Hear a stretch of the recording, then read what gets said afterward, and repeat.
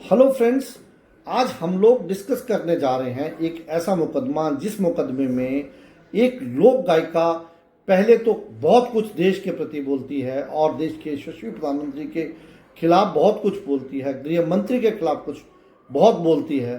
परंतु जब उनके खिलाफ कोई एफआईआर रजिस्टर करवाता है तो फिर अब वो कहती हैं कि मेरा मुकदमा इस डेफिनेशन में आता ही नहीं है। इस मुकदमे की जो फैक्चुअल पोजीशन है तो मैं आपको इसमें एक एक करके बताऊंगा। दरअसल ये पूरा मामला पहलगाम से जुड़ा हुआ है। पहलगाम में एक आतंकी हमला होता है और उसको लेके ये लोक गायिका नेहा सिंह राठौर जो इस केस में अक्यूज है, अभियुक्त हैं, वो देश के यशस्वी प्रधानमंत्री और गृह मंत्री के खिलाफ बहुत कुछ अनाप शनाप बोलती है। इसमें लखनऊ के गुंडवा में रहने वाले एक व्यक्ति अभय प्रताप सिंह ने नेहा के खिलाफ यूपी के थाने में एफआईआर करवा दी। अब जब पुलिस थाने में नेहा को बुलाया गया तो उन्होंने कहा कि मैं इन्वेस्टिगेशन ज्वाइन नहीं करूंगी क्योंकि मेरी तबीयत या मेरा जो मेरे शारीरिक प्रॉब्लम है इसकी वजह से मैं एफआईआर को इसमें इन्वेस्टिगेशन में ज्वाइन नहीं कर पाऊंगी। अब कुछ दिनों बाद उस एफआईआर को रद्द करवाने के लिए वो अपने एडवोकेट से सलाह लेती हैं और उनको बताया जाता है कि ये आपकी अभिव्यक्ति का मामला है, आज़ादी का मामला है, तो इसलिए आप इस एफआईआर को रद्द करवा सकते हैं।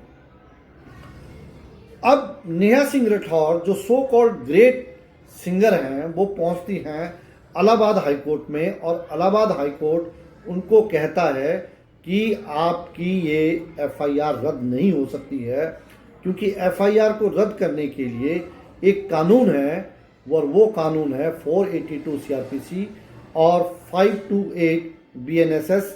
इससे पहले सुप्रीम कोर्ट ने एक कुछ ऐसे रूल और ऐसी डायरेक्शंस लेट डाउन की है एक केस में, जो फेमस केस है वो है Bhajanlal versus state of Haryana. उसमें कहीं भी आपका केस जो है वो फॉल नहीं करता है।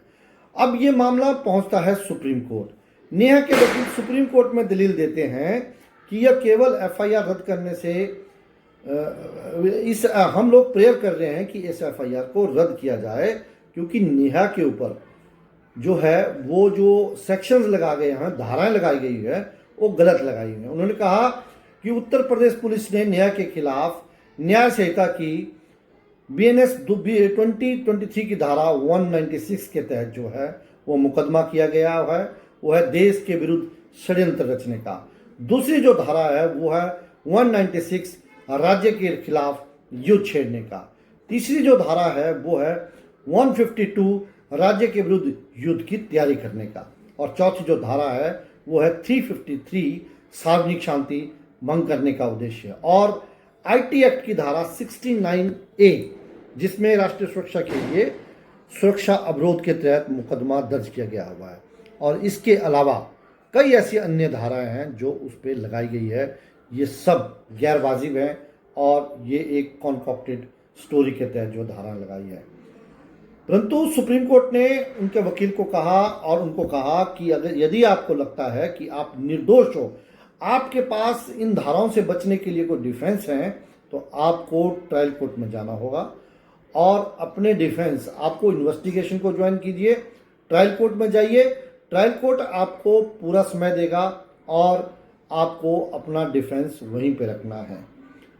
दोस्तों, ये था मेरा आज की इन्फॉर्मेशन और मैं उम्मीद करता हूँ आपको ये इन्फॉर्मेशन सही लगी होगी। क्या देश के प्रति कुछ भी कहने का अधिकार किसी को भी होता है? किसी भी सेलिब्रिटीज को होता है? आज हर कोई इस सरकार को गाली देके, मोदी जी को गाली देके और उसके बाद गृह मंत्री को गाली देके यदि बड़ा बनना चाहता है तो मुझे लगता है वो सही नहीं है।